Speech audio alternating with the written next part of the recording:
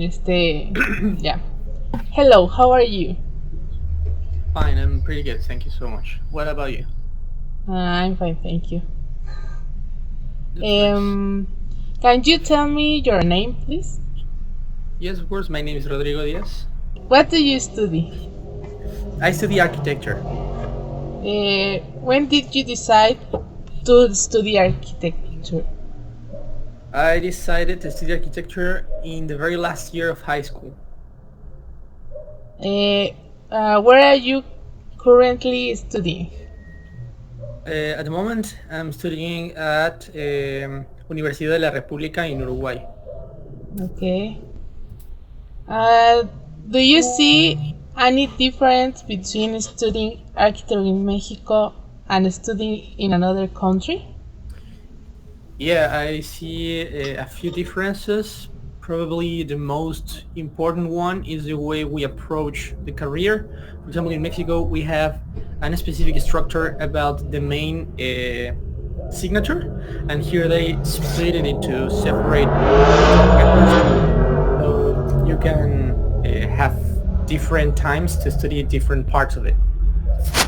Okay.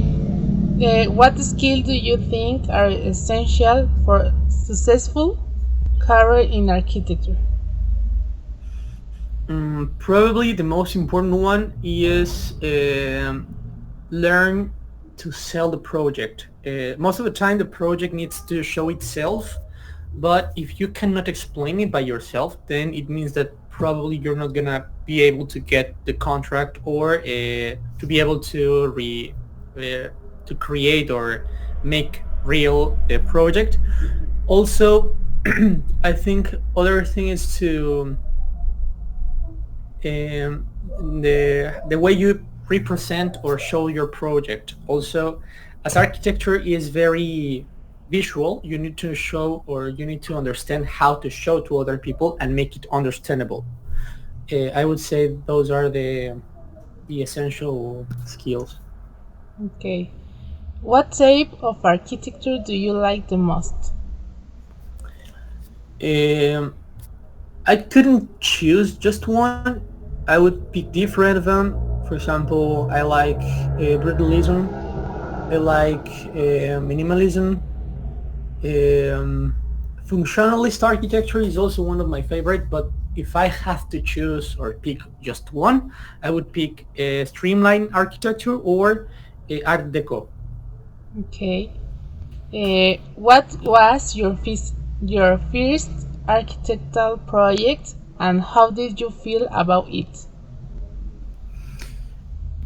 My first architectural project, do you by that you mean a scholar one or a real one?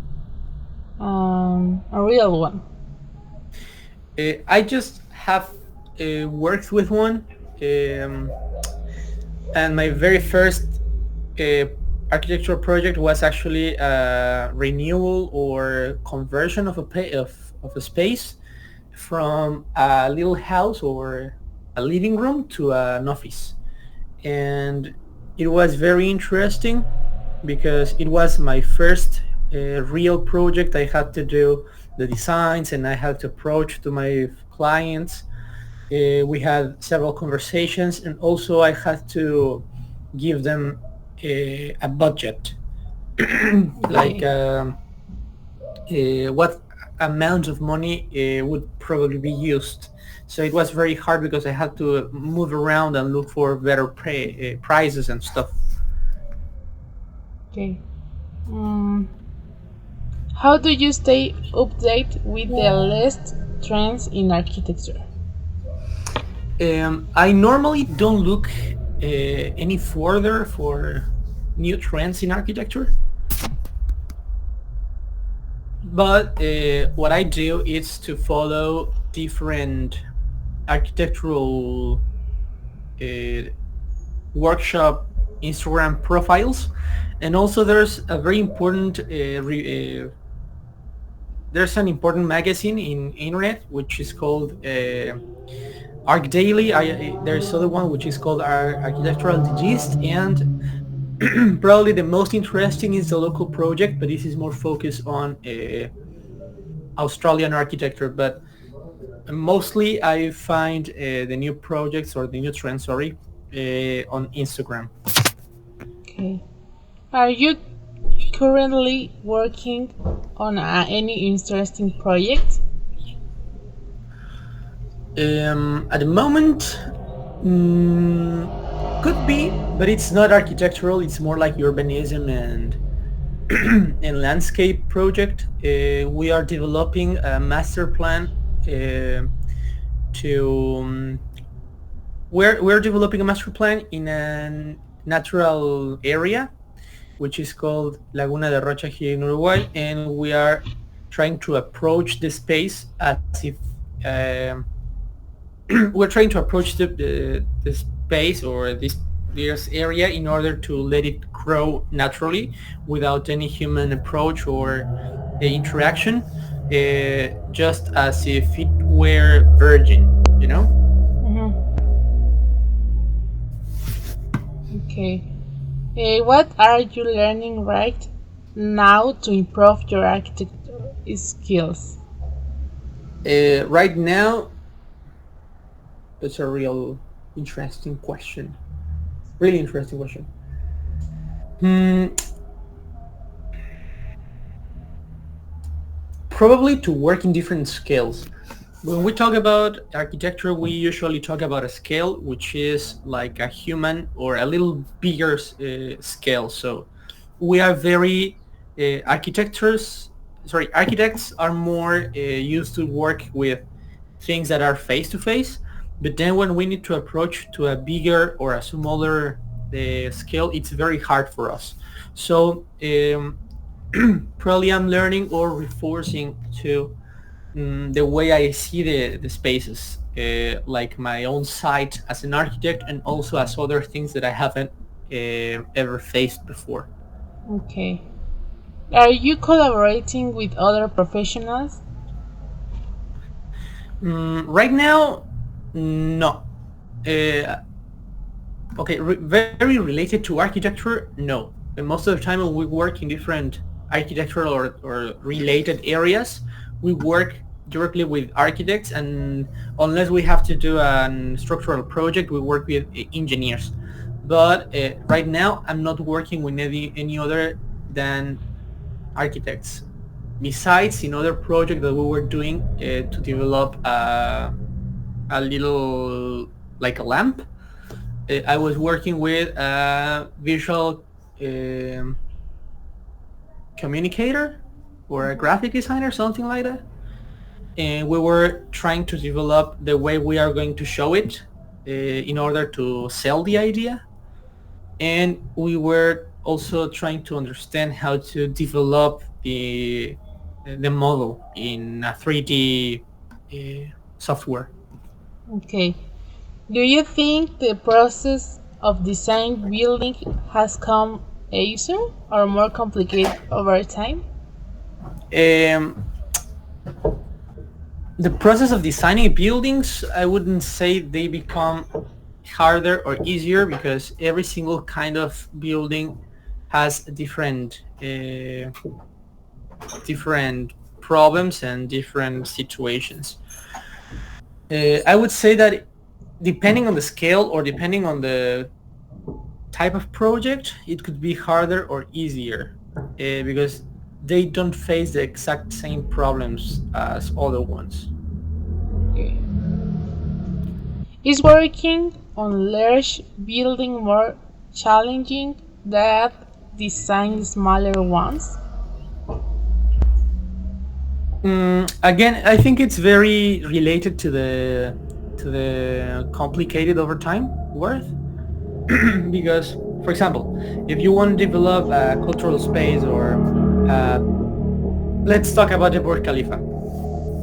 The Burj Khalifa has a problem, and it is that and was that it was or is the largest, the tallest building in the world.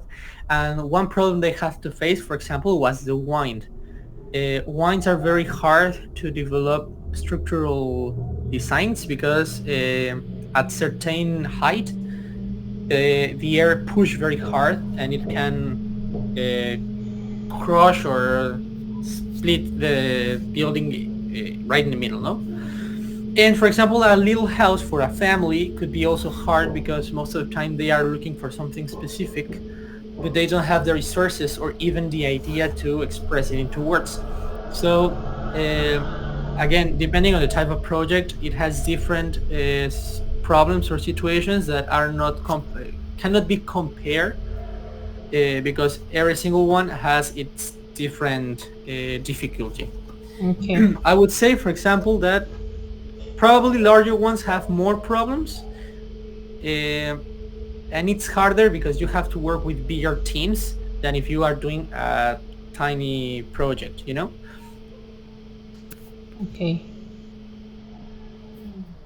Um, what is the hardest part of studying to become an architecture?